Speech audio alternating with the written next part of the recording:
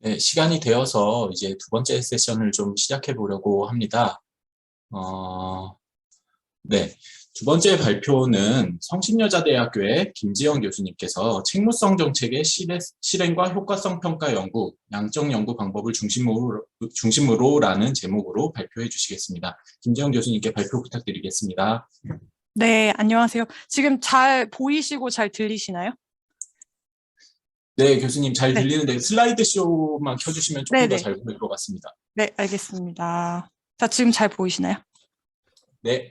네, 안녕하세요. 그러면 시작하도록 하겠습니다. 저는 성신여대에서 근무하고 있는 김지현이라고 하고요. 먼저 이렇게 좋은 기회를 주셔서 너무 감사드립니다. 제가 학회 가도 연구를 뭐 하나하나 이렇게 두 개 정도 이렇게 두 개는 아니죠. 한 페이퍼를 굉장히 이렇게 집중해서 이야기하게 되는데 오늘 제가 이야기할 내용은 약간 제 주제를 중심으로 두 개의 페이퍼를 준비를 했고요. 그리고 제가 이제 보통 최근 들어서 어떻게 연구 방법론을 중심으로 어떻게 접근하고 있는지에 대해서 조금 종합적으로 말씀드릴 수 있는 기회를 저한테 주셔서 너무 감사드립니다.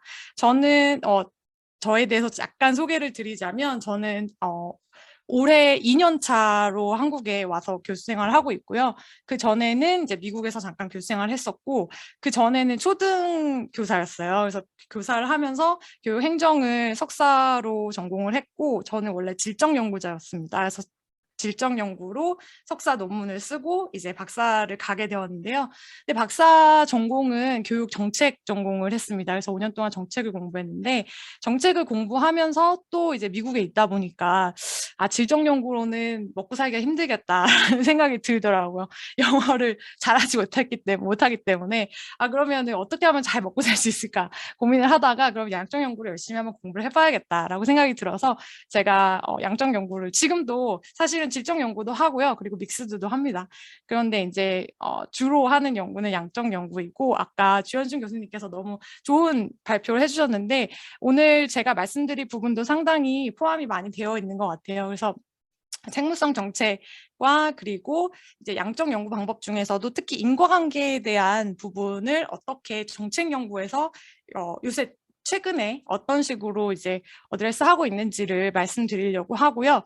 그리고 책무성 정책은 제가 이제 선택하게 된 이유는 제가 교사 생활을 하면서 한국에서 교사 평가 정책을 받았습니다. 제가 교사 평가를 받은 어, 경험이 있는데요. 그 경험을 통해서 이게 진짜 교사들에게 좋은 정책인가라는 생각을 굉장히 많이 하게 되었고 그래서 이제 미국에 가서 공부를 시작하면서 미국에서는 교사 평가를 어떻게 하지? 이건 진짜 효과가 있을까라는 생각을 하고 공부를 시작하게 되었습니다. 그래서 이제 천천히 공부를 하면서 결국에 제가 제일 알고 싶은 거는 그래서 이 정책이 효과가 있나 없나 이걸 너무 알고 싶었던 거죠.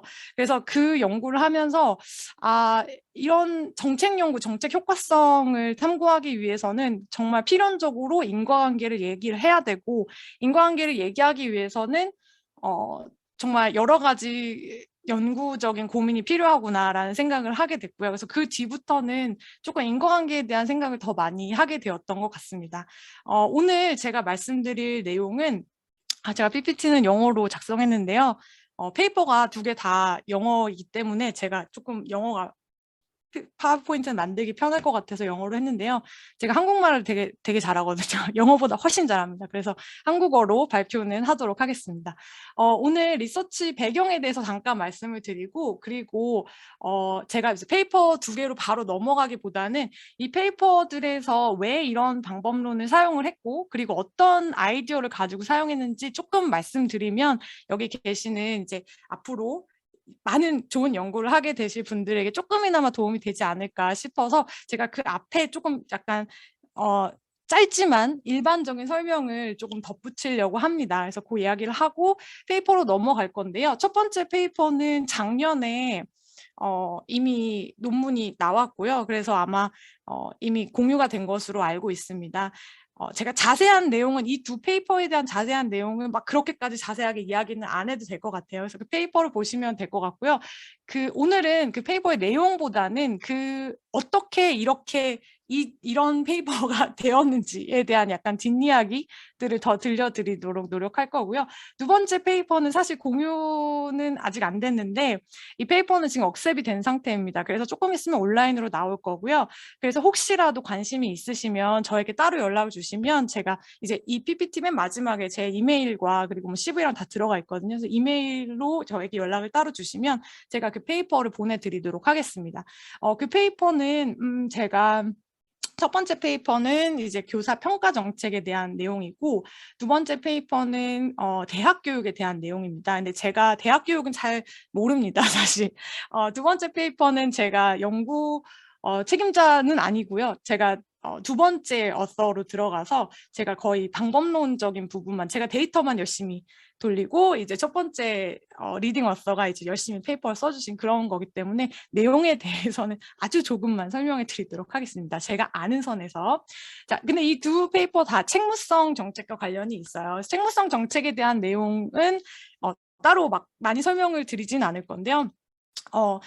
책무성 정책이 굉장히 다양한 카테고리가 있고 첫 번째 페이퍼는 교사 개인의 책무성에 대한 정책이고 그리고 두 번째 페이퍼는 대학 레벨의 책무성 정책입니다. 그러면 이제 발표를 본격적으로 시작해 보도록 하겠습니다. 제가 내용 좀 많이 준비를 했어요. 그래서 송혜준 박사님께서 저한테 큐를 주시면 좋을 것 같아요. 너무 지금 말을 길게 하고 있다. 빨리 줄여야 된다. 이 얘기를 해주시면 좋을 것 같아요. 알겠습니다. 알겠습니다. 네. 그래서 특히 이제 두 페이퍼에 대한 내용은 너무 자세하게 들어가지는 않도록 하겠습니다. 그러면 이제 리서치 백그라운드부터 먼저 설명을 드리면 제가 아까 말씀드린 대로 정책의 평가를 위주로 하다 보니까 굉장히 정책 연구에는 굉장히 다양한 분야가 있죠. 정책 평가에도 굉장히 다양한 분야가 있는데요.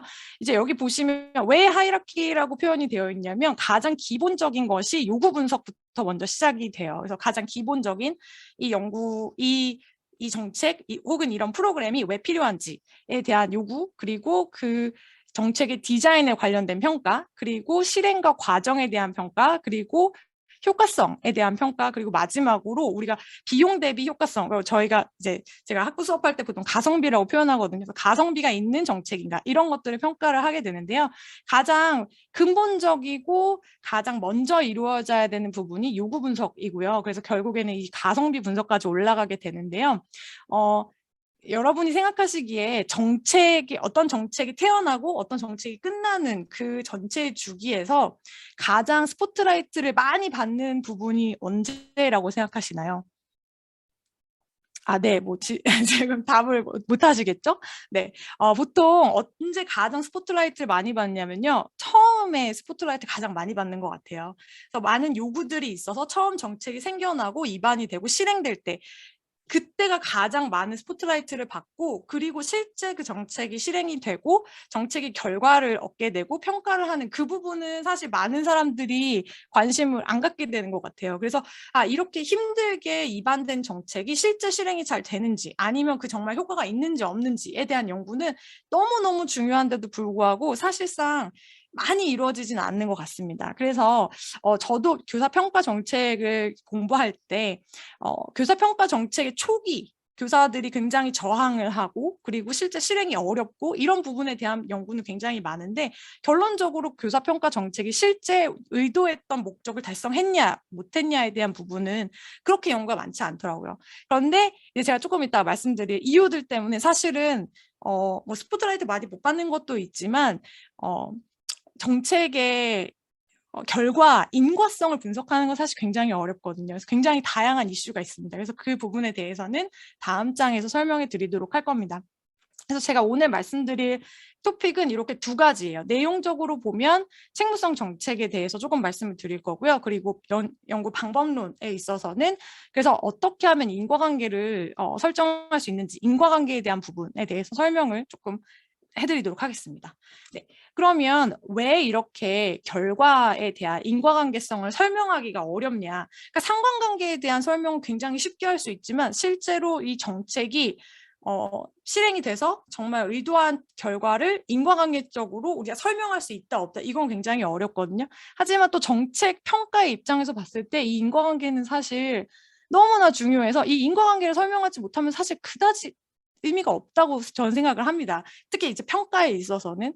그래서 최근에 이거는 뭐 이건 저의 그냥 견해일 뿐이고요. 다른 분들 다 다르게 생각하실 수 있겠지만, 저의 경험으로 봐서는 제가 이제 그 정책의 결과에 대한 논문을 이제 퍼블리시하기 위해서 논문을 쓰다 보면 요즘에는 이제 저희가 조금 이따 말씀드릴 그냥 관찰 연구, 어소시에이션에 대한 연구는 데이터가 되게 재밌고 되게 막 신박해요. 그리고 막 연구 문제가 막 빛나요. 그러거나 아니면 연구 데이터가 정말 구하기 어려운 데이터거나 그렇지 않고서는 굉장히 그냥 디스크립티브한 연구는 많이 퍼블리셔 되지 않는 것 같습니다. 제 경험상으로도 리젝이 많이 되더라고요.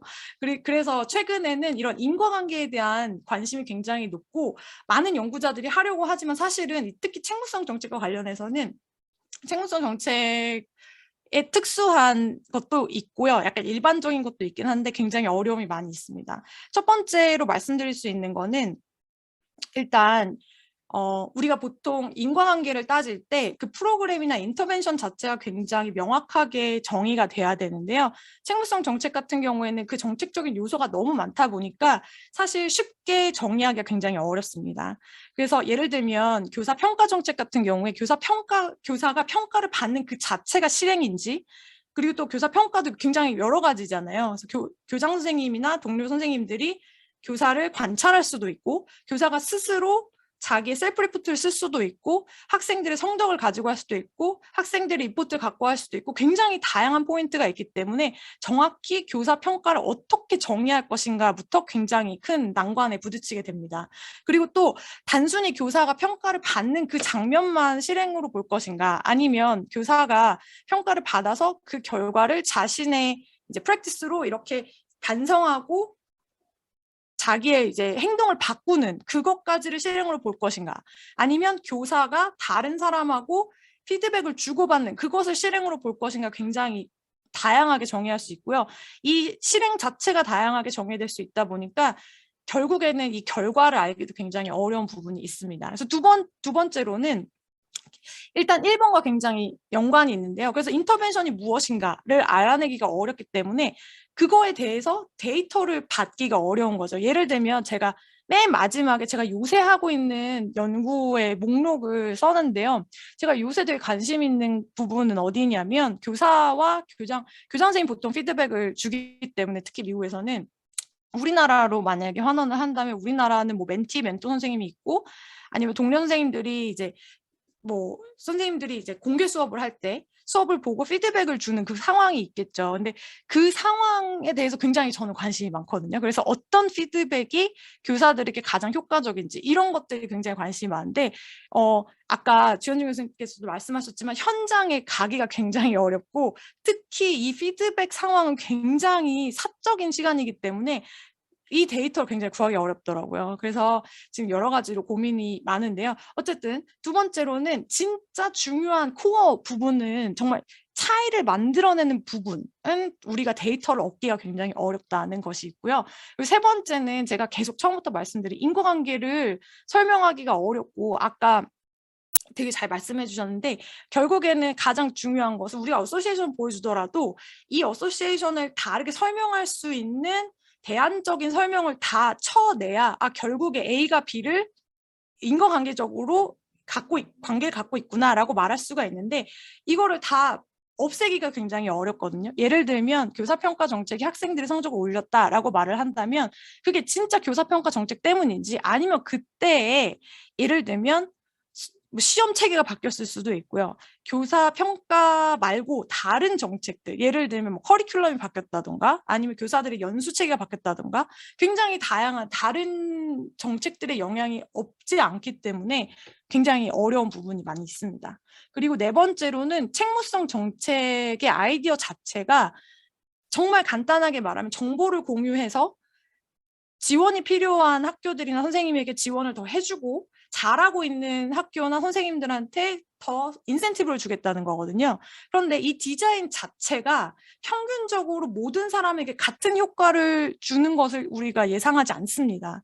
그래서 그냥 조금 단순하게 말씀드리면 교사평가 정책은 못한다고 하면 좀 그렇긴 하지만 다양하게 정리할 수 있겠지만 효과성이 떨어지는 교사들에게 조금 열심히 하려는 동력을 주는 그런 정책이잖아요. 그런데 제가 방금 말씀드린 대로 못하는 이라는 걸 정의하는 것도 사실 되게 힘들고, 그래서 교사평가 정책이 예를 들면 경력교사 아니면 신임교사에게 굉장히 다른 식으로 적용이 될 수도 있고, 예를 들면 선생님들이 굉장히 이렇게 신입교사나 경력교사처럼 우리가 눈에 보이는 측정할 수 있는 도구면 차라리 괜찮은데, 예를 들면 교사들의 성격에 따라 다르다든지 아니면 교사들의 학교에 대한 뭐 태도에 따라 다르다든지 이러면 이제 또 얘기가 굉장히 어려워지는 거죠. 그래서 그 평가 정책 자체, 책무성 정책 자체가 사람들의 특성에 따라서 다 다르게 적용될 수 있다는 거. 그리고 우리가 보통 이야기하는 회귀 분석 같은 경우에는 잘 아시겠지만 평균적인 효과거든요. 평균적인 효과가 사실 의미가 없는 경우가 많이 있습니다. 그래서 이렇게 다양한 이슈들이 있는데, 이런 이슈들을 조금이라도 완벽하게, 제 생각에는 뭐 굉장히 뛰어나신 분들은 당연히 하실 수 있겠지만 저는 완전히 어디서 할 수는 없고요. 제가 하는 정도는 이제 리뷰어들이 이런 이야기를 했을 때 어느 정도 이제 합리적으로 디펜스 할 수 있는, 난 이걸 했다, 나는 열심히 이렇게 노력을 했다 정도 이야기를 하는데요. 어떤 식으로 이야기를 하냐면, 첫 번째 디파인하기가 어렵기 때문에 나는 이제 실제로 다양한 방식으로 교사평가 정책을 정의하고 그거에 따라서 효과가 달라지는지도 한번 봤다. 그리고 예를 들면 이제 제가 뒤에 이야기할 페이퍼처럼 혼합 연구를 해서 교사들이 실제로 어떻게 받아들이는지에 대해서 연구를 했다, 이런 식으로 보통 방어를 하고요. 그리고 두 번째로는 이건 어쩔 수 없다, 내가 알 수 있는 부분이 별로 없다. 하지만 아까 이제 첫 번째 발표에서도 하셨지만 정말 이 데이터가 스케일이 커지고 종단 연구를 하면 할수록 조금 더 한 발짝씩 그 과학적이고 조금 인과관계를 따질 수 있는 연구에 조금 더 가까워진다는 생각이 들어요. 그래서 저는 이제 큰 스케일의 데이터를 쓰려고 노력하는 부분이 있고요. 물론 다 어드레스 할 수는 없습니다. 그리고 세 번째는 지금 오늘 제가 말씀드릴 반실험적 연구 방법을 이제 설명을 잘 하면서 이게 단순히 연관관계 분석이 아니라 그래도 어느 정도 이제 인과관계 이야기할 수 있는 부분이 있다라고 말을 하면서, 아까 제가 말씀드린 대로 이 대안적인 설명을 쳐내는 부분이 사실은 가장 중요한데, 이걸 쳐내기 위해서 우리가 굉장히 다양한 걸 시도를 해봐요. 그래서 예를 들면 플라시보 이펙트를 한번 해보기도 하고, 뭐 실행을 다르게 이제 정의해 본다던가, 아니면 뭐 실행의 날짜를 뭐 다르게 해본다던가, 굉장히 여러 가지 해보거든요. 그래서 그런 것들을 다 해보더라도 결국에 내가 보이고 있는 이 인과관계는 똑같이 유지가 되더라, 이걸 보여드리려고 하고요. 그리고 마지막으로는 이제 그 다양한, 결국 아까 말씀드린 대로 내가 할 수 있는 만큼은 다양한 그룹에 어떻게 이 정책이 다른 식으로 영향을 끼치는지에 대해서 이제 보통은 한 두 번째, 세 번째 연구 문제로 이야기하려고 노력합니다. 네, 그래서 보통 그런 식으로 이야기를 하게 되고요. 오늘 제가 주로 말씀드리고 싶은 양적 연구 방법은 여기 중간에 있는 반실험적 연구 방법입니다. 우리가 제일 흔히 보는 이제 관찰 연구죠. 보통 코릴레이션 기반으로 하고, 보통 회귀 분석을 할 때 아까도 이야기하셨지만 저는 되게 강박적으로 이거를 많이 훈련을 받았는데요. 어떤 정도로 훈련을 받았었냐면, 제가 이제 어소시에이션을 기반으로 한 뭐 구조 방정식도 100% 그 커절은 아니잖아요. 그래서 구조 방정식이든 리그레션이든 뭐든 다 쓸 때 제가 영향을 받았다라든지 효과가 있었다라는 인과관계적인 이야기를 쓰면 정말 점수를 깎으시더라고요. 그 나오는 말마다. 그래서 약간 알러지 반응이 있습니다. 그래서 이게 진짜 인과관계가 아니면 무조건 association이나 correlated 아니면 뭐 related 이런 말을 써야 된다라는 걸 되게 많이 막 머리에 박히도록 봤거든요. 그래서 제가 너무 TMI이긴 하지만 이 말을 잘못 써서 제가 뭐가 떨어진 적이 있습니다. 뭐 그렇게 중요한 건 아니에요. 뭐 펀딩은 아니었던 것 같은데 하여튼 뭐가 떨어졌어요. 그래서 그게 가장 주된 코멘트여가지고 그 다음부터는 되게 조심하고 있습니다.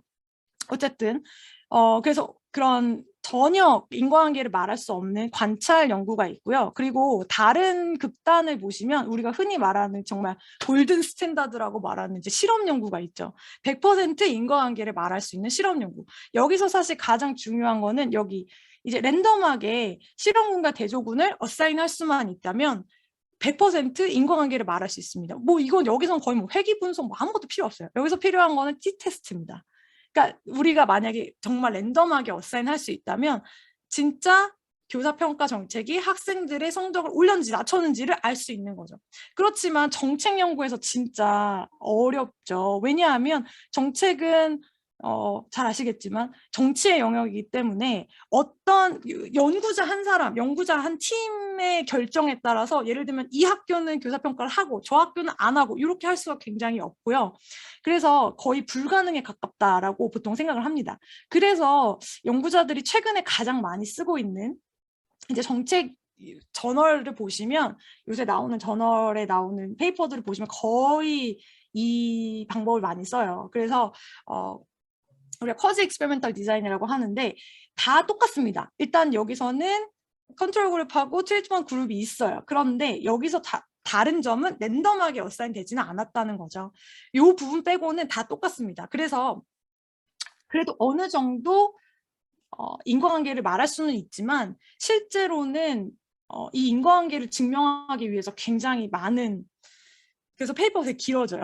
그래서 여러 가지 이것도 시도해보고 저것도 시도해보고 그래서 결국에는 어떻게 말을 할 수 있냐면요. 그래서 정말 이게 이 정책 때문에 이런 결과가 있었다라고 말을 할 수 있는 페이퍼도 있지만 그러지 못한 페이퍼도 있습니다. 그래서 제가 공유한 제가 첫 번째 페이퍼는요. 사실은 코자 익스페리멘터를 했지만 100% 제가 인과관계를 막 이렇게 자랑스럽게 얘기하지는 못했어요. 그래서 왜 그런 이슈가 있었는지는 조금 이따가 설명해 드리도록 하고요. 일단 보통 우리가 반실험적 연구라고 하면 아까 말씀드린 대로 랜덤 어사인 빼고는 일단 실험군과 대조군이 있고 여기서 되게 중요한 것은 실험군과 대조군이 실험을 받았다는 인터벤션을 받았다는 것 이외에는 논리적으로 생각했을 때 똑같다라고 우리가 생각할 수 있어야 합니다. 그래서 이 똑같은 거를 얘기를 하고 그리고 그 둘 사이의 차를 구한 건데요. 이제 제가 조금 더 자세히 설명해 드리려고 예시를 몇 개 갖고 와봤습니다. 그래서 가장 많이 쓰이고 있는 이제 반실험적인 방식이고요. 이 부분은 사실 통계학보다는 경제학에서 많이 쓰이는 방식입니다. 그래서 정책 연구에서 죄송합니다.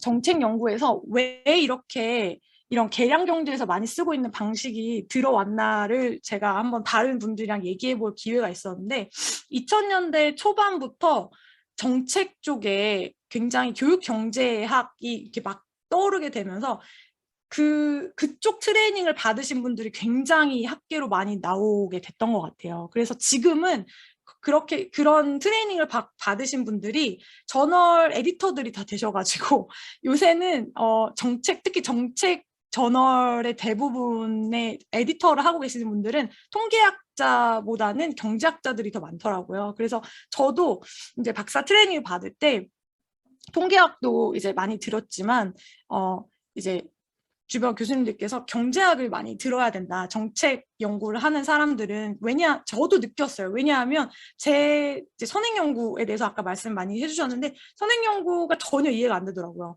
그래서 통계학을 저는 그래도 나는 그래도 통계학을 매 학기 들었고 여기까지 들었으니까 그래도 이해는 할 수 있어야 되겠지. 내가 하진 못하더라도 이해는 할 수 있어야겠지 했는데 통계학을 쓴 논문들은 어느 정도는 이해가 되는데 경제학을 쓴 논문들 거의 이해가 안 되더라고요. 그래서 경제학 수업을 듣는 것이 굉장히 중요하게 이제 들어가게 됐어요. 그래서 저도 수업을 많이 듣긴 들었는데 제가 다시 말씀드리지만 저는 초등교사 출신이고 저는 경제학 전공하지 않았어요.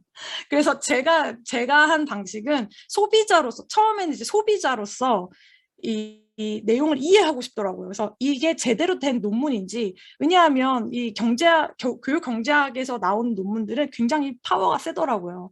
왜냐하면 다른 교육학 연구에서 굉장히 조심스럽게 하는 말을 이제 계량경제에서 우린 인과관계를 말할 수 있어. 그러니까 굉장히 강력하게 교사평가 정책은 효과적이야. 효과적이지 않아. 아니면 가성비가 떨어져. 뭐 이런 얘기를 굉장히 강력하게 하게 되거든요.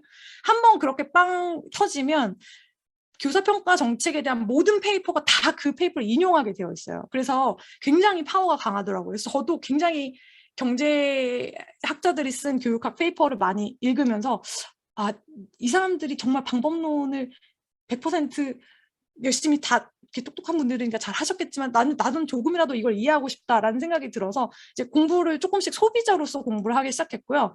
그리고 정말 최근 들어서 정말 조금씩 쓰고 있습니다. 그래서 지금도 사실은 100% 안다고는 말씀 못 드리겠고요.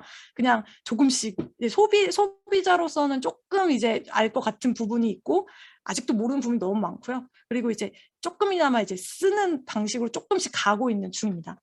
그래서 제가 오늘 말씀드릴 내용은 막 수학적인 내용 이런 건 말씀 못 드립니다. 제가 드릴 수 있는 내용은 소비자로서 어떻게 하면 쉽게 이 아이디어를 받을 수 있냐, 뭐 그걸 말씀드리려고 해요. 그래서 RD 디자인은 우리가 딱 보시기에도 회귀 분석, 하나 더 얘기해드리면, 이 커저 익스페리멘트 스터디의 대부분은 리그레션을 기반으로 합니다. 그래서, 사실 이런 연구 방법들이 이제 아이디어만 아시고 딱 그 식을 보시면 식이 되게 간단해요. 다 식은 회귀 분석 식이거든요. 근데 그거를 리서치의 구조로 조금은 더 코릴레이션에서 인과관계를 한 발짝 두 발짝 이렇게 가고 있다라고 생각을 하시면 될 것 같아요. 제가 몇 가지만 설명을 드리고 빨리 제 페이퍼로 넘어가야죠. 자, RD 디자인은 쉽게 말씀드리면 예를 들면 이 스쿨 리포트 카드 같은 경우에는 무엇이냐면요. 이게 학교를 어떤 다양한 데이터를 가지고 점수화시켜서 점수를 부여하는 거예요. 예를 들면 1점부터 600점까지. 그래서 A, B, C, D를 부여하는데 D 학교 같은 경우에는 0점부터 예를 들면 200점까지는 D, 201점부터 400점까지는 C 이런 식으로 간다고 보면 이 컷 포인트에 가까운 학교들 예를 들면 아까 제가 말씀드린 대로 200점이 컷 포인트다. 그러면 여기 200점이 있으면 199점에 가까운 학교와 201점인 학교는 사실상 같다고 보는 거예요. 사실상 이 학교는 거의 똑같은데 단순히 되게 임의적으로 그어진 이 선 때문에 이 앞에 학교들은 D를 받고 이 뒤에 학교들은 C를 받는 거죠. 그래서 1년 뒤에 이 학교 둘의 아웃컴을 비교해 보면 D를 받는 거에 효과를 알 수 있는 거예요. 그래서 여기서 가장 중요한 건 뭐냐면 C와 D가 D를 받았다는 사실, C를 받았다는 사실 말고는 다 똑같아야 된다는 거죠. 근데 이 디자인의 좋은 점은 우리가 되게 직관적으로 느낄 수가 있잖아요. 199점이든 201점이든 사실상 거의 똑같은 학교일 것이다. 이런 것이 조금 설득력 있게 독자들한테 가면 인과관계를 설명할 수 있는 거죠. 자, 빨리 다음으로 넘어갈게요. 이 부분이 사실 제가 뒤에 DID가 있구나. 네, 인터랙티브 타임 시리즈도 굉장히 횡단 연구 아니죠. 종단 연구 데이터가 있을 때 굉장히 많이 쓰는 방법인데요. 이 그래프를 보시면 굉장히 쉽게 아실 수 있을 것 같아요. 이 그래프를 보시면 쉽게 말하면 114, 우리가 흔히 생각하는 114의 114의 유료화를 시켰을 때 효과를 본 거죠. 그래서 그냥 62년부터 1976년까지의 전체 콜의 양을 볼 때 이 앞까지는 무료였는데 갑자기 유료가 된 거죠.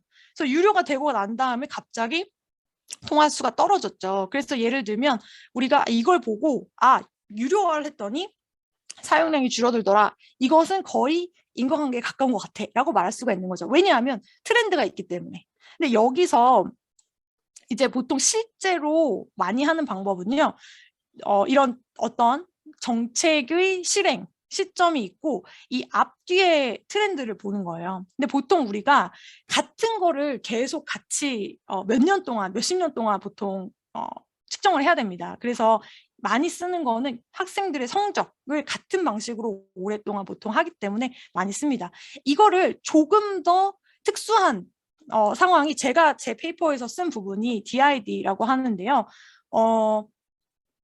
제가 한국어로 다 설명을 드리면 좋겠는데 제가 이름을 잘 모르겠어요. DID는 아까 이 인터랙티브 타임 시리즈를 조금 더 특수한 경우라고 할까요? 그렇게 이해를 하시면 될 것 같은데요. 쉽게 말해서 보통 아까 앞 뒤를 비교할 때 예를 들면 이런 것이 있을 수 있어요. 정책의 앞과 뒤를 비교를 하는데 그냥 예를 들면 학생들의 성적을 비교한다고 봤을 때 우리가 예를 들면 정책이 없어도 예를 들면 학생들의 그냥 성장 때문에 점수가 올라갈 수도 있어요. 그렇죠? 그래서 DID는 앞뒤를 비교하는 거 플러스 여기에 실험군을 하나 더 넣는 겁니다. 그래서 전혀 이 정책에 영향을 받지 않은 한 그룹을 또 넣는 거예요. 그래서 그 아이들의 앞뒤를 또 비교를 하는 거죠. 그래서 이 차가 진짜 정책 때문인가 아니면 그냥 모두에게 자연스러운 트렌드 때문인가를 알도록 하는 거예요. 그래서 여기서 말하는 difference and difference는 뭐냐면 처음 difference는 이 앞뒤의 차 그리고 두 번째 difference는 컨트롤 그룹과의 차라고 생각하시면 됩니다. 그래서 이 두 가지의 차를 구해서 정책의 인과관계를 알고자 하는 방식입니다. 근데 제가 아까 말씀드린 대로 이 모든 거는 다 리그레션으로 표현될 수 있고요. 그렇기 때문에 이제 저는 스테이터를 쓰는데 스테이터 입장에서는 되게 쉬워요. 이게 되게 시간도 되게 짧아요. 막 구조방정식 이거 되게 오래 걸리잖아요. 되게 짧고요. HLM도 되게 오래 걸리는데 되게 짧게 되게 빨리 금방 답이 나와요. 근데 여기서 중요한 것은 이 답이 나온다는 게 중요한 게 아니라 이 시기 중요한 게 아니라 이 구조를 잘 설명하는 게 더 중요한 것 같아요. 그래서 이 A그룹하고 B그룹을 비교하는 게 맞는지 뭐 이런 것들을 잘 설명을 해야 페이퍼가 설득력이 있는 것 같습니다. 이런 방식들의 아쉬운 점은 뭐냐면 아쉽다기보다 조금 어려운 점은 모두 다 횡단이 아닌 종단 데이터를 기반으로 해야 된다는 것이고 이 A그룹하고 B그룹이 이제 비슷해야 된다는 거죠. 그런데 처음에 레벨은 좀 달라도 됩니다. 하지만 뭐가 비슷해야 되냐면 이 트렌드가 비슷해야 돼요. 우리가 보통 이렇게 평행적인 트렌드 전제라고 하는데요. 그 외에도 굉장히 다양한 전제들이 있습니다. 오늘은 그냥 단순한 그냥 아이디어만 이야기를 했고요. 제 페이퍼를 보시면 이 사람은 이걸 설득하기 위해서 이렇게까지 했구나라는 걸 보실 수 있을 것 같아요. 자, 그러면 이 페이퍼에 대해서 말씀을 드리도록 하겠습니다. 이 페이퍼는 약간의 TMI를 드리면 처음에는 연구 문제 1, 그러니까 단순히 이 정책이 효과가 있었냐 없었냐만 가지고 페이퍼를 냈었어요. 그런데 이제 많은 저널에서 리젝을 받고 그 코멘트들이 이것만으로는 좀 부족하다. 그리고 아까 제가 조금 이따 말씀드릴 내용 때문에 이 인과관계가 진짜인지 우리가 알기가 어렵다. 조금 더 보충을 해야 된다라고 해서 제가 사실은 이 논문을 쓰기 위해서 설문지도 돌리고 그 다음에 같이 인터뷰를 했었어요. 그래서 그 인터뷰 데이터까지 해서 결국에는 믹스드 스터디가 되었다는 그런 이야기입니다. 이 논문은 일단 교사평가 정책에 대해서 먼저 잠깐 말씀을 드리고 시작을 하도록 하겠습니다. 교사평가 정책, 미국에서 교사평가 정책은 보통 지금 펜실베니아이고요. 사실 주마다 다르고 선생님마다 다릅니다. 선생님도 어떤 선생님은 국어 수학을 가르치는 선생님이 있고 어떤 선생님은 뭐 체육을 가르치는 선생님이 있잖아요. 그럼 체육 가르치는 선생님 같은 경우에는 시험 성적이 없기 때문에 조금 다릅니다. 근데 여기 보시면 반 정도는 교장 선생님의 평가, 교장 선생님의 교실에 이렇게 가셔가지고 직접 이렇게 관찰하시는 거. 그리고 두 번째로 가장 많은 논란이 있었던 이제 우리가 밸류 에디드라고 부르는 이 teacher specific 데이터인데요. 이 teacher specific 데이터는 뭘 말하는 거냐면 그 선생님의 반 아이들이 시험 성적이 얼마나 올랐나 이거를 가지고 선생님을 평가합니다. 그리고 선생님들끼리 너무 경쟁이 심하니까 학교 레벨의 데이터도 들어가고 교사가 스스로 고를 수 있는 것도 들어가고요. 그래서 결국에는 교장 선생님의 평가 반, 그리고 여기서 가장 중요한 것은 보통 선생님의 이제 학생들의 시험 성적입니다. 그래서 그렇게 들어가게 되는데요. 여기서 보시면 아시다시피 굉장히 다양한 요소가 있어요. 그래서 다양한 정책적 요소가 있고, 그리고 아까 말씀드린 대로 이 다양한 정책의 요소들 때문에 어떻게 정책 실행을 정의해야 될지 굉장히 고민이 많았습니다. 그리고 이펙트가 무엇일지. 여기서 제가 계속 단순하게 학생들의 성적이라고만 말씀드리는데 사실 학생들의 성적이 올라가는 게 물론 궁극적인 목표이긴 하지만 거기까지 가는 길에 이제 선생님들의 행동이 변화해야 되고 교장 선생님의 행동도 변화해야 되고 굉장히 가는 길에 굉장히 다양한 결과들이 있기 때문에 이 정책의 평가를 어떤 식으로 해야 될지도 고민이 많았습니다. 그리고 네, 요거까지 말씀드리면 될 것 같아요. 그래서 제가 알고 싶었던 것은 뭐냐면 그래서 결국에 학생들의 성적에 영향이 있었는가 이게 알고 싶었는데요. 제가 여기에 어펙트라고 쓴 이유는 아시겠지만 인과관계를 말할 수 있기 때문에 어펙트를 썼습니다. 네, 그리고 두 번째로는 이게 1번만 하기에는 조금 부족한 부분이 있어서 제가 말씀드리지만 조금 이따가 왜 부족했는지 말씀드릴게요.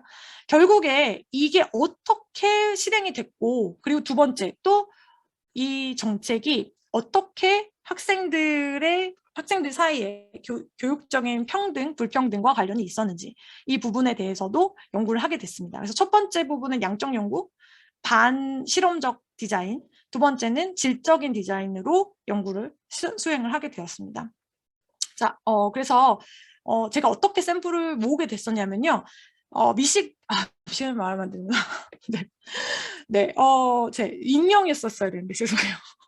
자, 이건 제가 이제 주 정책을 약간 비판했기 때문에 제가 실제로 페이퍼에 어느 주라고는 쓰지 않았는데요. 네, 제가 이제 말해버렸네요. 네, 여기서 말하는 이제 오대호 주변에 있는 어느 주에서 2,500명 이상의 학생을 데리고 있는 주에 모두 다 제가 연락을 했어요. 그래서 설문을 이제 해달라. 근데 어떤 설문이냐면 그분들의 뭐 인식 뭐 이런 거에는 관심이 없었고요. 알고 싶은 거는 언제 시작했는지 이걸 알고 싶었습니다.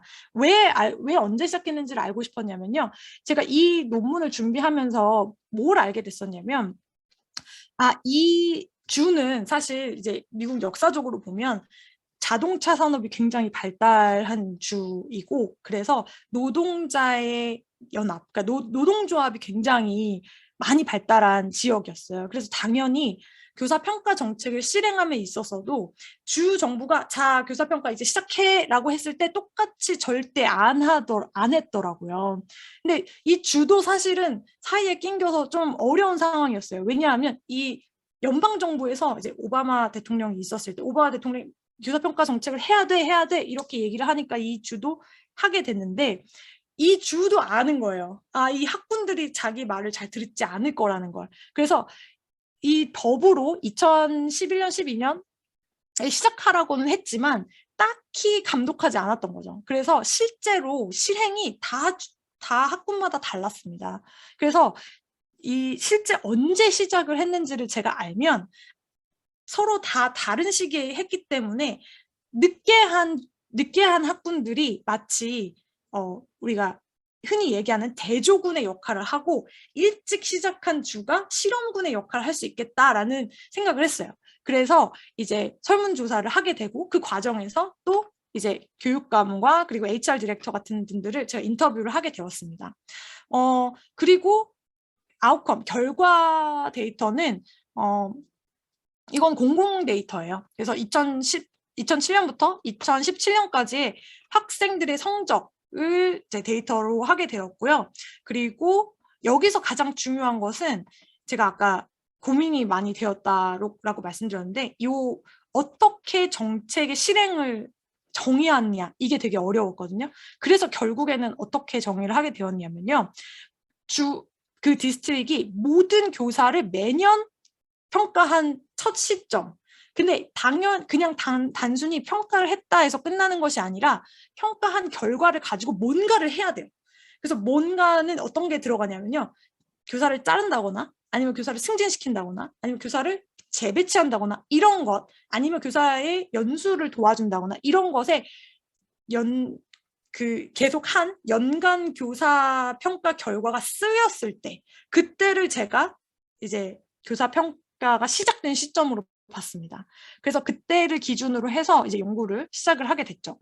그래서 이제 제가 아까 말씀드린 디프 앤 디프 방법으로 했는데요. 제너럴라이즈가 붙은 이유는 뭐냐면 이 시점이 아까 말씀드렸지만 다 다르기 때문이에요. 그래서 제너럴라이즈가 붙었기 때문에 약간 이 모델이 좀 유연하다고 해야 될까요? 그러니까 단순히 앞, 뒤를 비교하는 게 아니라 이 전과 후를 이렇게 좀 유연하게 비교할 수 있는 모델을 썼고요. 사실 이 모델 말고 굉장히 다양한 모델을 썼습니다. 굉장히 많은 모델을 썼는데요. 결론은 뭐냐면 그 외에도 그래서 저희가 알고 싶은 건 요거입니다. 요거. 그래서 펄리시가 시작이 되었을 때 그 이후로 그 전보다 점수가 올랐나 이걸 알고 싶은 거고요. 다른 뭐 컨트롤 베리어블도 많이 하긴 했습니다. 네.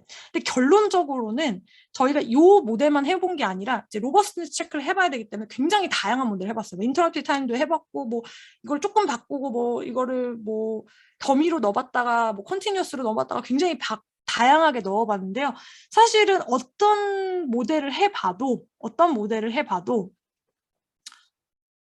효과가 없더라고요. 그래서 여기 보시면 저희가 결국에 관심이 있었던 부분은 이 정책인데요. 이게 효과가 있었던 적이 한 번도 없었습니다. 그래서 저희가 내린 결론은 뭐냐면 평균적으로 이 정책은 효과가 없다. 높이지도 않고 낮추지도 않았다. 근데 이거는 뭐라고 해야 될까요? 저희가 보통 이야기할 때 출판할 때 이제 바이어스 생긴다고 하잖아요. 그래서 영적 연구를 하시면 이 결과를 보시면 굉장히 이제 좌절이 되죠. 그래서 나 왜 아무것도 안 나오지?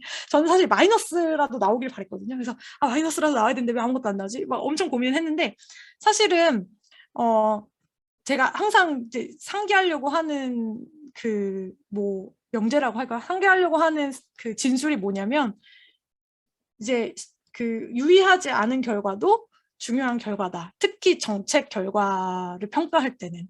왜냐하면 정책이 정말 많은 에너지와 자원을 많이 넣었음에도 불구하고 아무런 효과가 없다면 그 평가 결과 자체도 우리가 공유하고 알아야 된다라는 생각을 자꾸 하거든요. 그래서 이 논문도 사실은 그렇게 그래 버리려다가 어떻게 할 수가 없으니까 이건 리포트 못하겠다 싶다가도 이것도 누군가는 알아야겠다라고 생각을 해서 계속 하게 됐어요.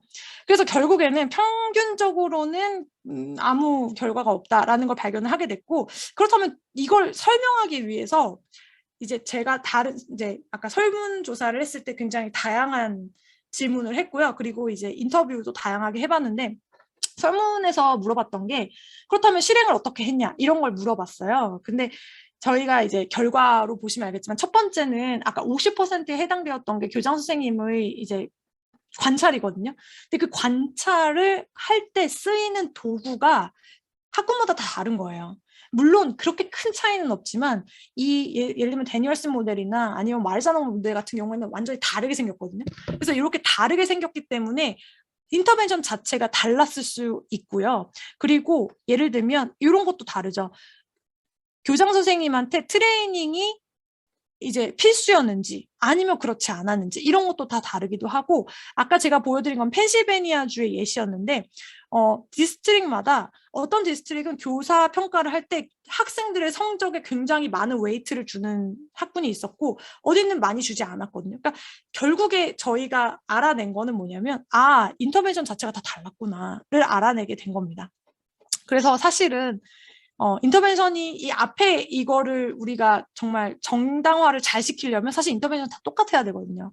근데 우리가 여기서 이제 약간 시인을 한 거죠. 왜 우리가 이걸 못 찾았을까? 인터벤션 자체가 다 달랐기 때문에 어떤 학군에서는 굉장히 효과가 있었을 수 있고 어떤 학군에서는 효과가 없었을 수도 있고 오히려 마이너스일 수도 있는데 이게 말하자면 평균하면서 0이 된 거죠.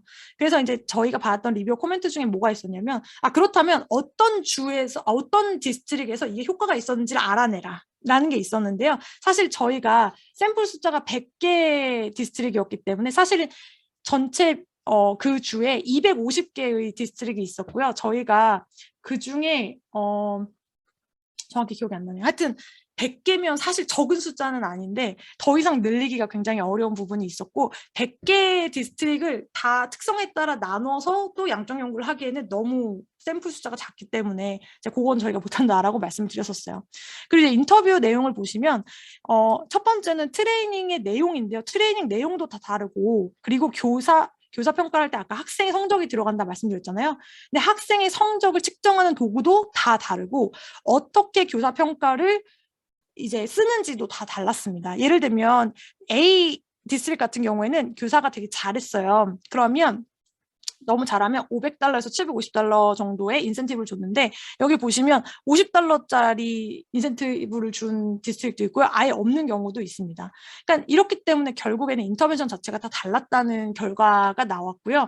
그래서 결국에는 믹스드를 하면서 이제 이렇게 정책 인과관계 분석하기가 정말 어렵구나라고 이야기를 하면서 저희가 이제 이렇게 마무리를 졌습니다. 자, 제가 알고 있어요. 자, 시간 다 됐나요?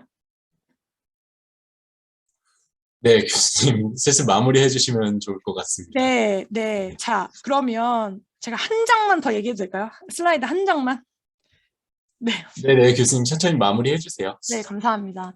자, 여기서 제 두 번째 페이퍼에 대해서 관심이 생기실 수도 있으니까 한 장만 말씀드릴게요.